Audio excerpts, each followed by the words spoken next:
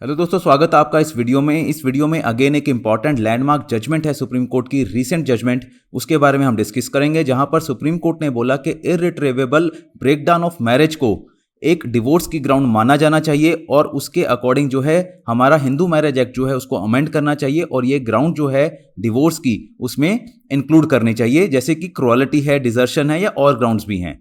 तो क्या आपको लगता है कि इर्रिट्रेवेबल ब्रेकडाउन ऑफ मैरिज डिवोर्स का ग्राउंड होना चाहिए या नहीं? ये अभी एक डिबेटेबल इशू है। सुप्रीम कोर्ट ने कई बार इसके ऊपर रिकमेंडेशंस दी हैं, जो हमारे लेजिस्लेचर है, पार्लियामेंट है, कि आप इसको इंक्लूड करो। बट अभी भी इतनी सारी रिकमेंडेशन के बाद, लॉ कमीशन की रिपोर्ट के बाद, अभी तक ये ग्राउंड जो है फॉर्मली स्टैट्यूट में हमारे नहीं इंक्लूड की गई है। तो इसी के बारे में हम डिस्कस करेंगे और साथ ही डिस्कस करेंगे जो लैंडमार्क जजमेंट के बारे में हम बात कर रहे हैं। आगे बढ़ने से पहले एक इंपॉर्टेंट अनाउंसमेंट, जो लोग स्टेट जुडिशरी एग्जाम के लिए प्रिपेयर कर रहे हैं उनको मैं बताना चाहूंगा, स्टेट स्पेसिफिक सिलेबस के अकॉर्डिंग प्रीलिम्स, मेंस और इंटरव्यू की स्टेज तक सारे का सारा सिलेबस जो है ऑलरेडी हमारे प्लेटफॉर्म पर अपलोड हो चुका है। अगर आप इंटरेस्टेड हैं तो डिस्क्रिप्शन में दिए गए लिंक पर जाकर आप देख सकते हैं, वहां डेमो लेक्चर्स मिलेंगे, कोर्स का कंटेंट मिलेगा। अगर आपको अच्छा लगे तो बहुत रीजनेबल फी पे कर आप उसको ज्वाइन कर सकते हो। जो जजमेंट की बात करें, जजमेंट है शिवा संकरन वर्सेस संथीमिनल। ये जो जजमेंट है 13 सितंबर 2021 को ऑनरेबल अपेक्स कोर्ट ने यहां पर डिलीवर की और उसमें काफी ज्यादा सुप्रीम कोर्ट ने बात की कि इर्रिट्रेवेबल ब्रेकडाउन ऑफ मैरिज को ग्राउंड माना जाना चाहिए डिवोर्स की। जब तक वो डिवोर्स की ग्राउंड नहीं होगी तब तक जो हमारे ट्रायल कोर्ट्स हैं, फैमिली कोर्ट्स हैं या इवन हाई कोर्ट है, वो इस ग्राउंड के ऊपर डिवोर्स नहीं दे सकते। बट सुप्रीम कोर्ट दे सकता है अपनी, अगर आर्टिकल 142 की पावर्स को वो यूज करे जो कॉन्स्टिट्यूशन में सुप्रीम कोर्ट को दी हुई है। तो 142 की पावर को यूज किए बिना इर्रिट्रेवेबल ब्रेकडाउन ऑफ मैरिज में डिवोर्स नहीं दिया जा सकता। इर्रिट्रेवेबल ब्रेकडाउन ऑफ मैरिज का मतलब है कि मैरिज इस कदर टूट चुकी है कि वो दोबारा वहां पर कंसिलिएशन या साथ रहने की गुंजाइश नहीं रहती।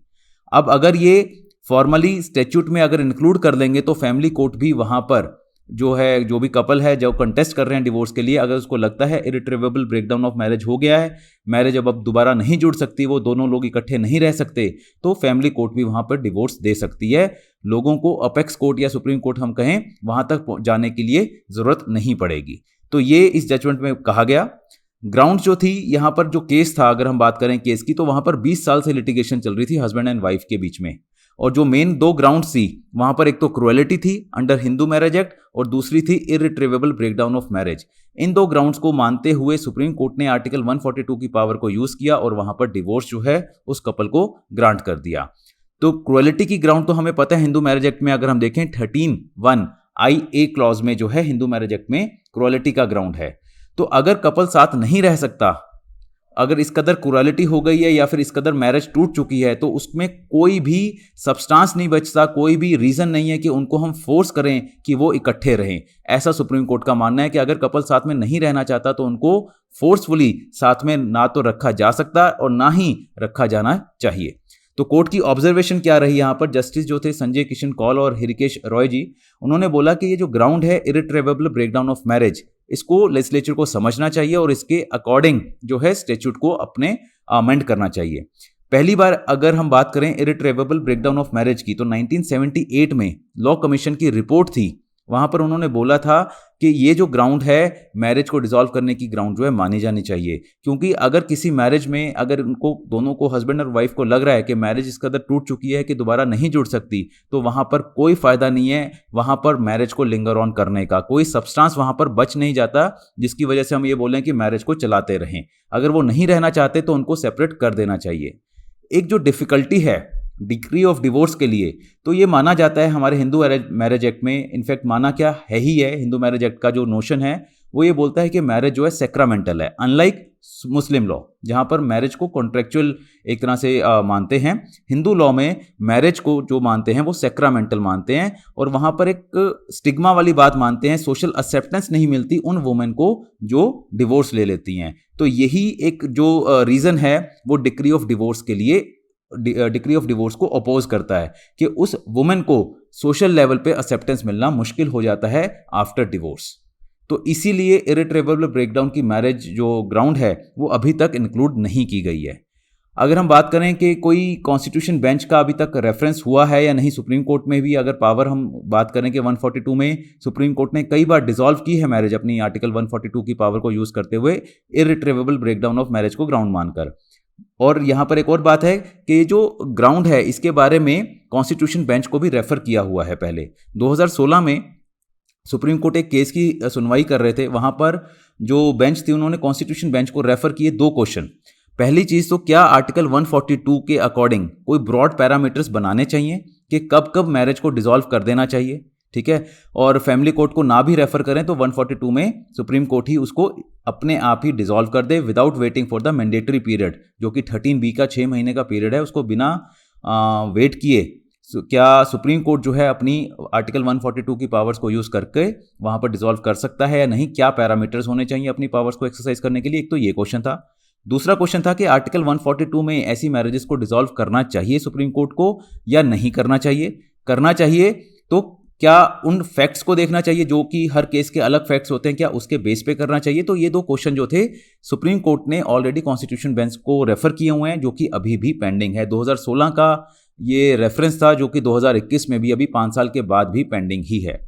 प्रीवियस ईयर्स की अगर बात करें लॉ कमीशन रिपोर्ट्स क्या बोलती हैं, तो 71st रिपोर्ट थी लॉ कमीशन की 1978 में, जहां जस्टिस HR खन्ना ने ये बोला कि ये जो पॉसिबिलिटी है अगर रिकंसिलेशन की, अगर ये ख़त्म हो जाती है तो इररिट्रेवेबल ब्रेकडाउन ऑफ मैरिज को माना जाना चाहिए और इसको ग्राउंड भी माना जाना चाहिए। हिंदू मैरिज एक्ट में इसको डिवोर्स की ग्राउंड के तौर पे इंक्लूड करना चाहिए। तो ये पहली लॉ कमीशन की रिपोर्ट थी जिसने बोला कि इररिट्रेवेबल ब्रेकडाउन ऑफ मैरिज को इंक्लूड करना चाहिए।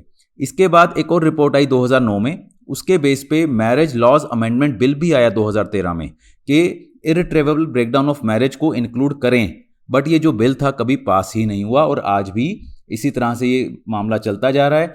2021 में भी लोग 20-20 साल से 25-25 साल से लड़ रहे हैं, केसेस में डेट पड़ती जा रही है, उल्टे सीधे एलिगेशंस लगा रहे हैं कपल एक दूसरे के अगेंस्ट, डाउरी हरासमेंट को लेके, डोमेस्टिक वायलेंस को लेके, इवन मेंटेनेंस लॉज में भी, ठीक है, अडल्ट्री के एलिगेशंस लग रहे हैं, बट इररिट्रेवेबल ब्रेकडाउन ऑफ मैरिज अभी भी ये ग्राउंड नहीं है।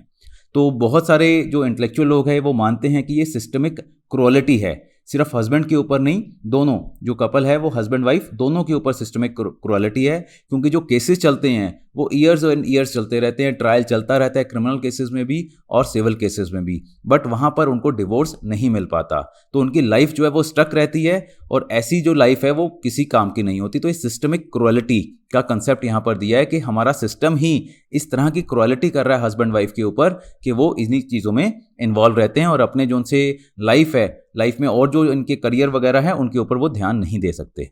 तो वे फॉरवर्ड क्या हो सकता है कि लेजिस्लेचर को चाहिए जो कोर्ट की ऑब्जर्वेशन है, लॉ कमीशन की रिपोर्ट्स हैं, उसके बेस पे जो हमारी ग्राउंड्स हैं डिवोर्स की उसको अमेंड करना चाहिए और आज की सोसाइटी के अकॉर्डिंग जो वहाँ पर रिक्वायरमेंट है उसको मद्देनजर रखते हुए हमारे लॉज को अमेंड करना चाहिए। तो आपका क्या मानना है इसके बारे में कि हाँ इररिट्रेवेबल ब्रेकडाउन ऑफ मैरिज होना चाहिए या नहीं, वो आप कमेंट बॉक्स में मुझे लिखकर बता सकते हैं। साथ ही साथ अगर आप मुझसे जुड़ना चाहते हैं तो टेलीग्राम मेरा जो चैनल है उसका लिंक मैंने आपको स्क्रीन पर शेयर किया है, आप जुड़ सकते हैं। जुडिशरी से रिलेटेड जो भी अपडेट्स रहेंगे, इंपॉर्टेंट जजमेंट्स रहेंगी वो मैं शेयर करता रहता हूँ यहाँ पर। Thank you and all the best.